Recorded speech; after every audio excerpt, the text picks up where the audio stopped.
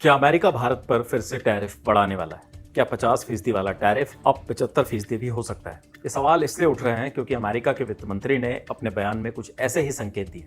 अमेरिकी वित्त मंत्री स्कॉट बेसेंट ने 7 सितंबर को कहा कि अगर अमेरिका और यूरोपीय संघ रूस से तेल खरीदने वाले देशों पर और कड़े प्रतिबंध लगाए तो रूसी अर्थव्यवस्था पूरी तरह से चरमरा जाएगी।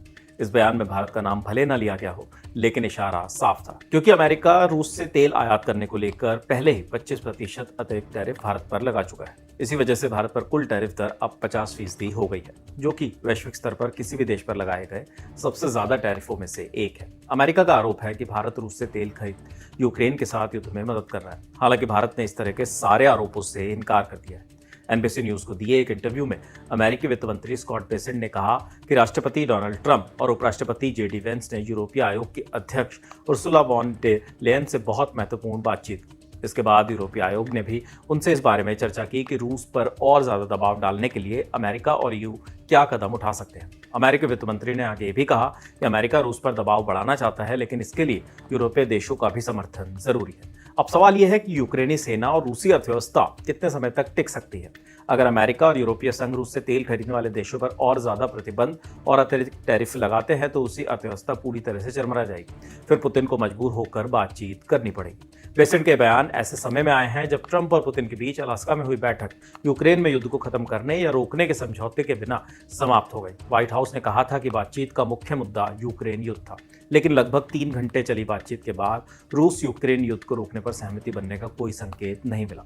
इस मीटिंग पर ट्रंप ने कहा था, कोई समझौता तब तक नहीं होगा जब तक असल में समझौता नहीं हो जाता। वहीं पुतिन ने कहा कि रूस यूक्रेन युद्ध खत्म करने के लिए उसके मूल कारण को खत्म करना होगा। आपको बता दें कि यह युद्ध 1945 के बाद यूरोप में सबसे घातक संघर्षों में से एक हो गया है, जो पिछले 4 साल से जारी है। नोबेल की ख्वाहिश रखने वाले ट्रंप के लिए रूस और यूक्रेन युद्ध रुकवाना एक बड़ी चाहत थी, लेकिन वो पूरी होती फिलहाल तो नहीं दिख रही। ट्रंप रूस और यूक्रेन में संघर्ष रोकने में नाकाम रहे हैं, क्योंकि उन्होंने जनवरी 2025 में दूसरी बार पद संभालने के बाद जल्द ही युद्ध खत्म करने का वादा किया था। वैसे तो ट्रंप प्रशासन भारत पर रूस से तेल खरीदने के आरोप लगा टैरिफ बढ़ा रहा है। वो यूरोपीय देश के रूस के साथ व्यापार पर कोई एक्शन क्यों नहीं कर रहा है। भारत ने पश्चिम के साथ इस दोहराव पर भी सवाल उठाया, क्योंकि कई यूरोपीय देश भी बड़ी मात्रा में रूसी ऊर्जा खरीदते हैं, लेकिन उन पर ऐसा कोई प्रतिबंध नहीं लगाया गया। स्कॉट बेसेंट ने भारत पर टैरिफ बढ़ाने की बात पहली बार नहीं कही। ट्रंप और पुतिन की मीटिंग से पहले भी वित्त मंत्री स्कॉट बेसेंट ने यह कहकर खलबली मचा दी थी कि अगर ट्रंप और पुतिन की बातचीत में कुछ नतीजा निकलकर नहीं आया तो भारत पर टैरिफ और बढ़ा दिया जाएगा। अमेरिका का यह रवैया केवल व्यापार तक सीमित नहीं है, बल्कि जियोपॉलिटिकल स्ट्रेटेजी का भी हिस्सा है। ट्रंप प्रशासन ने रूस और चीन पर नए प्रतिबंध लगाने में हिचकिचाहट दिखाई है। चीन रूस का बड़ा तेल खरीदार है, फिर भी इस पर बड़ा कदम नहीं उठाया गया। वहीं भारत पर टैरिफ बढ़ाकर दबाव बनाया जा रहा है। भारत भी रूस से तेल और गैस का बड़ा आयात करता है, इसलिए अमेरिका की नजर भारत पर है।